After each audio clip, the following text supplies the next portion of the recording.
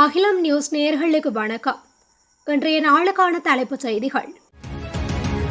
நாட்டுக்கு 89,000 matric ton மசகு எண்ணெய் ஏற்றிய கப்பல் ஒன்று வருகை தரவுள்ளதாக இலங்கை பெட்ரோலிய கூட்டுத்தாபனத்தின் முகாமைத்துவ பணிப்பாளர் மயூரனே திகுமாரகே தெரிவித்துள்ளார். அமெரிக்காவிலிருந்து இந்த மசகு எண்ணெய் ஏற்றிய கப்பல் நாட்டை வந்தடைய உள்ளதாக அவர் குறிப்பிட்டுள்ளார். இதனைத் தொடர்ந்து மத்திய கிழக்கு பிராந்தியத்திலிருந்து 95,000 மெட்ரிக் டன் மசகு எண்ணெய் ஏற்றிய மற்றொரு கப்பல் எதிர்வரும் மே மாதம் 31 நாட்டை வந்தடைய திட்டமிடப்பட்டுள்ளதாக அவர் மேலும் குறிப்பிட்டுள்ளார்.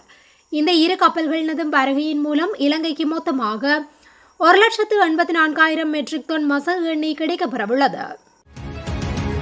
அடுத்த 36 மணி நேரத்திற்கான வானிலை மாற்றம் தொடர்பில் வளிமண்டலவியல் திணைக்களம் முன்னறிவிப்பை வெளியிட்டுள்ளது. நாட்டின் தென்மேற்கு பகுதிகளில் தற்போது நிலவும் மழையுடனான வானிலை தொடரும் என வளிமண்டலவியல் திணைக்களம் தெரிவித்துள்ளது. அதன்படி இன்று மேல் சப்ரகமுவ மற்றும் வடமேல் மாகாணங்களிலும் காலி, மாத்தறை, கண்டி மற்றும் நுவரெலியா மாவட்டங்களிலும் அவ்வப்போது மழை அல்லது இடியுடன் கூடிய மழை பெய்யக்கூடும் என அறிவிக்கப்பட்டுள்ளது.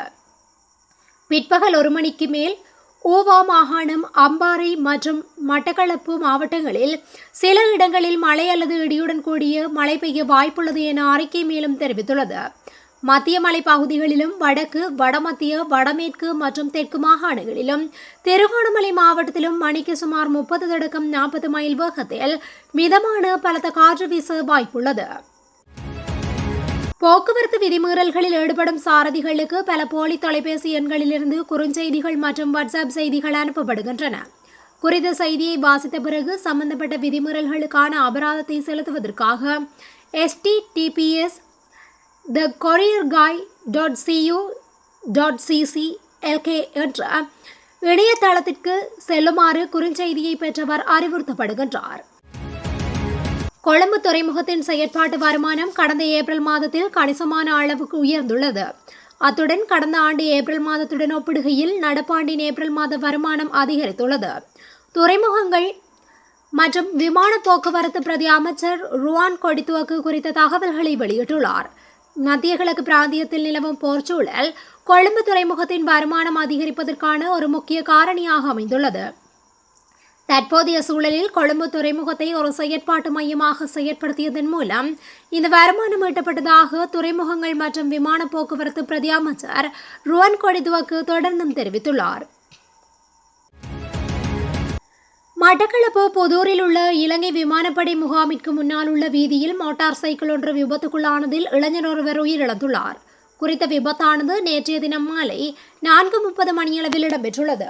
மட்டக்களப்பு திருப்பெருந்துறை 4வது குறுக்கு வீதியைச் சேர்ந்த 20 வயதுடைய இளைஞனே இவ்வாறு உயிரிழந்துள்ளார். இளைஞன் பயணித்த மோட்டார் சைக்கிள் வேக கட்டுப்பாட்டை இழந்து தடம் புரண்டு வாவியில் வீழ்ந்து விபத்துக்குள்ளானதில் இளைஞர் நீரில் மூழ்கியுள்ளார். 3 இடங்களில் போலீசாரின் உத்தரவை மீறி தப்பியோட முயன்ற காரொன்றின் மீது போலீசார் துப்பாக்கி பிரயோகம் நடத்தியுள்ளனர். நேற்று அதிகாலை மினுவாங்கொடை அருகே இந்த சம்பவம் நடைபெற்றுள்ளது. ஆரம்பத்தில் வேயங்கொட போலீஸ் சோதனை சாவடியில் காரொன்றை நிறுத்துமாறு போலீசார் சைகை காட்டியுள்ளனர். குறித்த கார் வண்டி நிறுத்துவதற்கு பதில் தொடர்ந்தும் அதிவேகத்தில் பயணித்துள்ளது.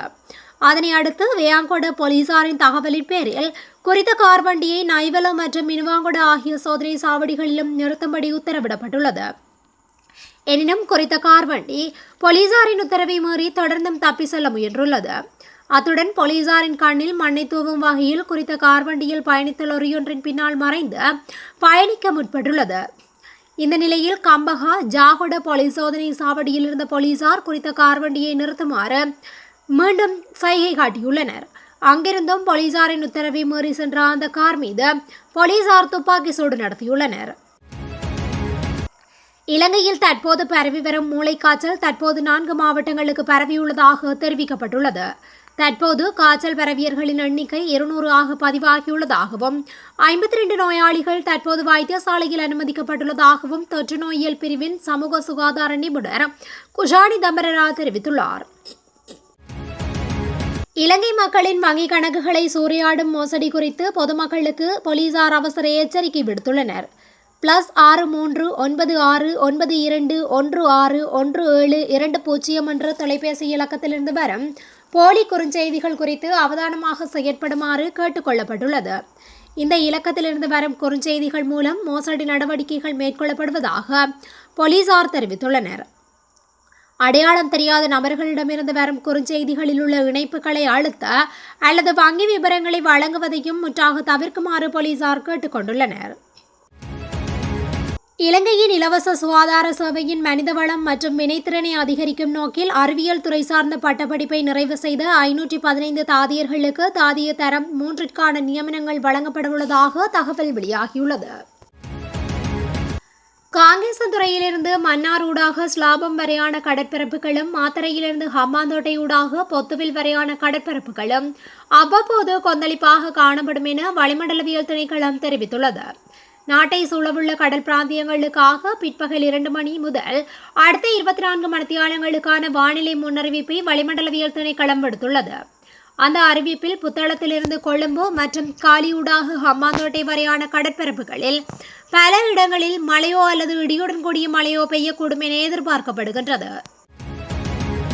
ஹட்டன் போர்டைஸ் பகுதியில் உள்ள முன்பள்ளியொன்றின் மீது நேற்று இரவு 7:30 மணியளவில் மரம் ஒன்று முறிந்து விழுந்துள்ளது. அப்பகுதியில் பெய்த கனமழையுடன் வீசிய பலத்த காற்றின் காரணமாக இந்த மரம் விழுந்துள்ளதாக தெரிவிக்கப்பட்டுள்ளது.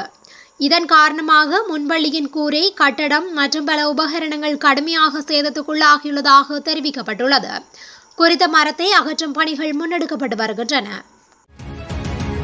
காங்கேசன்துறையிலிருந்து கொழும்பு நோக்கி பயணித்த சொகுசு ரயிலில் மோதி பெண்ணொருவர் உயிரிழந்துள்ளார். குறித்த பெண் அனுராதபுரத்தில் உள்ள கடையொன்றிற்கு சென்று ஐஸ் பேக்கெட்களை விற்பனை செய்துவிட்டு மோட்டார் சைக்கிளில் மீண்டும் வீடு திரும்பிய போதே விபத்துக்குள்ளாகியுள்ளது. குறித்த ரயில் கடவையில் பாதுகாப்பு கதவுகள் இல்லை எனவும் அங்கு யாரும் பணியில் அமர்த்தப்படவில்லை எனவும் அப்பிரதேச மக்கள் தெரிவித்துள்ளனர். இப்பகுதியில் ரயில் பாதை இருபுறமும் வளைவுகளை கொண்டுள்ளதால் ரயில் பாதையினுள் நுழையும் வரை இருபுறமும் வரும் ரயில்கள் கண்ணுக்கு தெரிவதில்லை எனவும் சுட்டிக்காட்டப்பட்டுள்ளது. 4 மாவட்டங்களைச் சேர்ந்த 17 பிரதேச செயலக பிரிவுகளுக்கு முதல் மற்றும் 2ஆம் கட்டங்களின் கீழ் விடுக்கப்பட்ட மண் சரிவு குறித்து முன்கூட்டியே எச்சரிக்கை புதுப்பிக்கப்பட்டுள்ளது. நேற்று மாலை 4 மணி முதல் இன்று மாலை 4 மணி வரை அமுலில் இருக்கும் என தேசிய கட்டட ஆராய்ச்சி நிலையம் தெரிவித்துள்ளது. அதன்படி களுத்துறை மாவட்டத்தின் புலத் சிங்கள பிரதேச செயலக பிரிவுக்கும் ரத்தினபுரி மாவட்டத்தின் அயகம, அகலியகொட, குருவிட்ட மற்றும் ரத்தினபுரி பிரதேச செயலக பிரிவுகளுக்கும் 2 கட்டங்களின் கீழ் எச்சரிக்கை விடுக்கப்பட்டுள்ளன. களுத்துறை, கேகாலை, நுவரெலியா மற்றும் ரத்தினபுரி மாவட்டங்களுக்கு முதல் கட்டத்தின் கீழ் மண்சரிவு முன்னெச்சரிக்கை விடுக்கப்பட்டுள்ளது. நாட்டின் பல்வேறு குற்ற செயல்களுடன் தொடர்புடையவர்களாக அடையாளம் காணப்பட்டு சர்வதேச சிவப்பு எச்சரிக்கை பிறப்பிக்கப்பட்டு வெளிநாடுகளில் தலைமறைவாக உள்ள 89 குற்றவாளிகளை நாட்டுக்கு அழைத்து வருவதற்கு போலீசார் நடவடிக்கை எடுத்து வருவதாக போலீஸ் ஊடக பேச்சாளர் உதவி போலீஸ் அத்தியட்சகர் எஃப்யூ வுட்லர் தெரிவித்துள்ளார்.